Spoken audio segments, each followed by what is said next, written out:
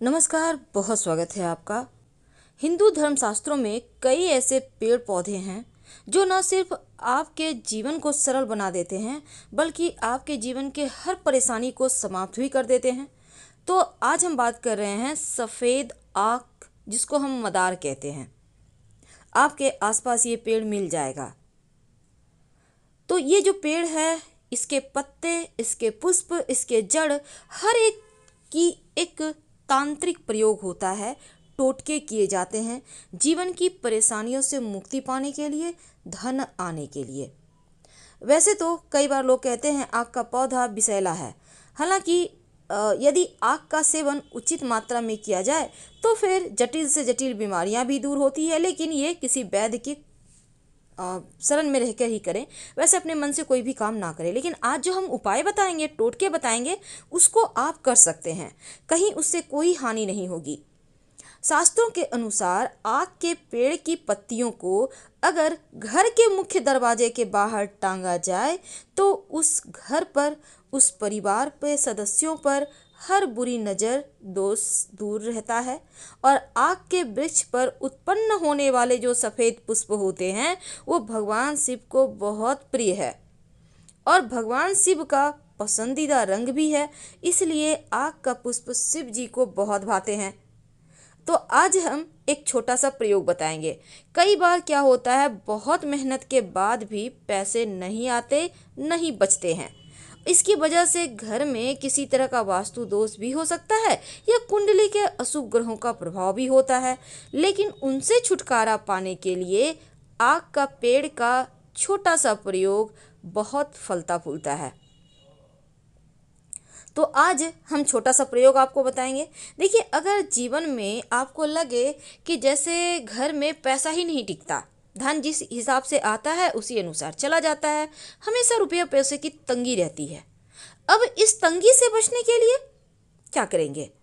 अपने घर के मुख्य दरवाजे पर आक के पेड़ की जड़, याद रखिए आक के पेड़ की जड़। लेकिन कैसे लाएंगे? देखिए, किसी भी आप शनिवार, रविवार, मंगलवार के दिन ला सकते हैं, लेकिन एक दिन पहले निमंत्रण दीजिएगा। कैसे देंगे? सबसे पहली बात तो आप एक सुपारी, एक लोटा जल, एक सिक्का लेकर जाइएगा। पेड़ के पास जल डाल दें जहाँ पर से आपको जड़ निकालना है। एक बात हमेशा ही याद रखिए, पूरा पेड़ मत उखाड़िएगा, थोड़ा सा जड़ लेके आना है।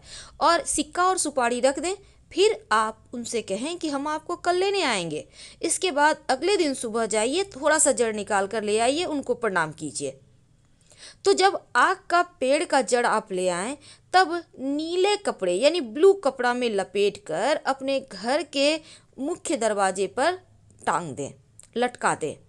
ऐसा आप चाहे तो नीला धागा भी इस जड़ के ऊपर से बांध के लटका सकते हैं।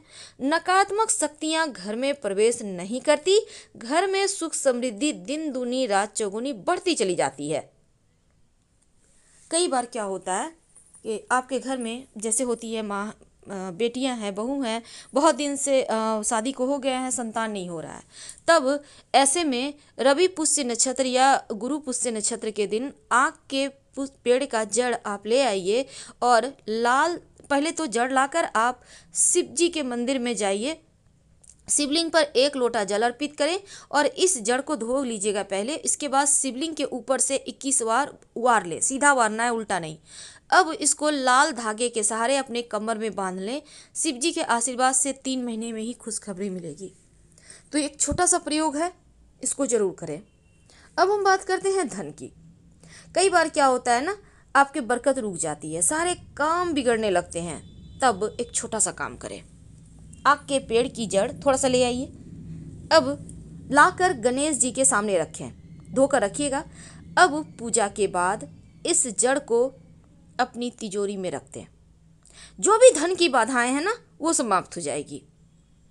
वैसे सफ़ेद आक का ज़्यादा महत्व है क्योंकि इसका प्रयोग तंत्र विद्या में भी होता है।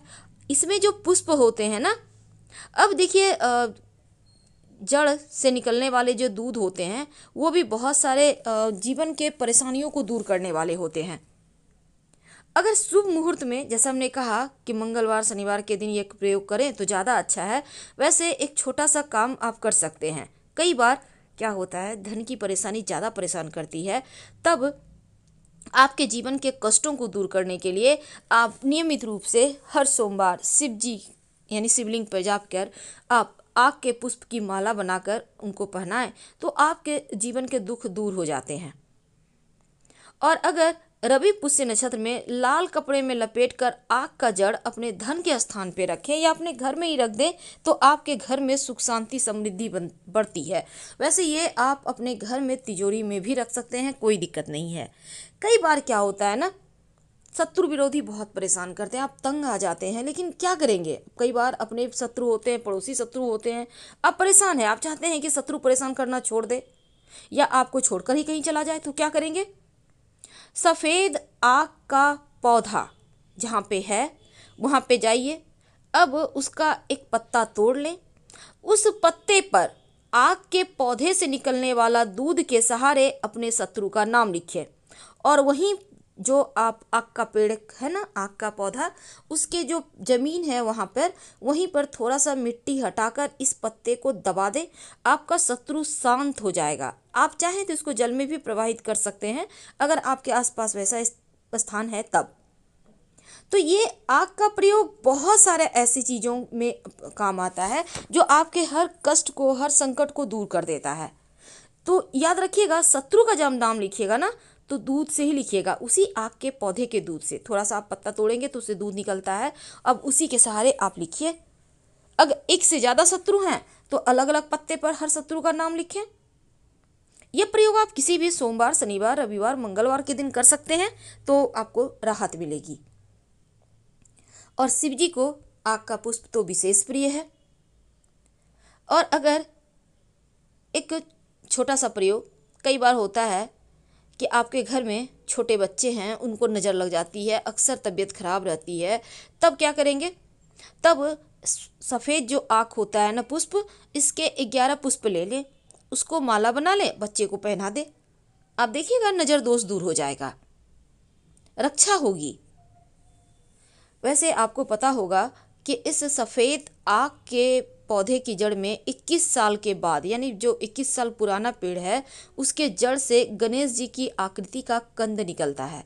और इस आकृति को अगर आप उनकी पूजा करें तो जीवन में रोग, शोक, दुख कुछ भी परेशान नहीं करता। वैसे तो आप जो सफ़ेद आक है ना, अगर सफ़ेद आग का जड़ अपने घर के मुख्य दरवाजे पर टांगते हैं या फिर आपको लगता है आपके घर में कोई व्यक्ति है जिसको किसी ने कुछ कर दिया है, कई बार ऐसा हो जाता है, तब सफ़ेद आग का जड़ लाकर उस व्यक्ति को जो पीड़ित है उनके गले में पहना दें काले धागे के सहारे। वैसे सफ़ेद धागा भी चलेगा, दोनों में आपको जो इच्छा हो।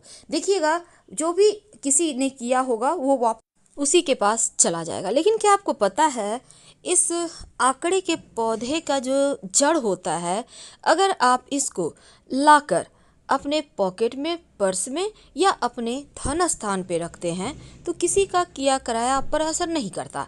इसके बहुत सारे प्रयोग हैं, लेकिन एक बात हमेशा याद रखिए, अगर इसको आप ताबीज़ में भरकर धारण करते हैं या घर के मुख्य दरवाजे पर बांध देते हैं तो बड़े से बड़े तंत्र क्रियाओं का काट है ये। तो फिलहाल हम आपसे विदा लेते हैं। जानकारी अच्छी लगे तो लाइक कर सब्सक्राइब जरूर कीजिएगा और कमेंट में हर हर महादेव लिखिएगा। वैसे ज़्यादा जानकारी प्राप्त करना चाहते हैं तो आप हमारे वेबसाइट पर आ सकते हैं। वेबसाइट का लिंक आपको डिस्क्रिप्शन में मिल जाएगा और आप चाहें तो गूगल पर भी सर्च कर सकते हैं granddharmasarmag.com। और वेबसाइट पूरी तरह से आपकी अपनी भाषा में उपलब्ध है, आप किसी भी भारतीय भाषा में वेबसाइट का आनंद उठा सकते हैं। बस आपको करना ही है कि वेबसाइट पर आइए, दाहिने साइड ठीक ऊपर में सर्च लैंग्वेज लिखा है, उस पर टच कीजिए और अपनी भाषा में इस वेबसाइट का आनंद उठाइए। धन्यवाद, हम फिर मिलेंगे।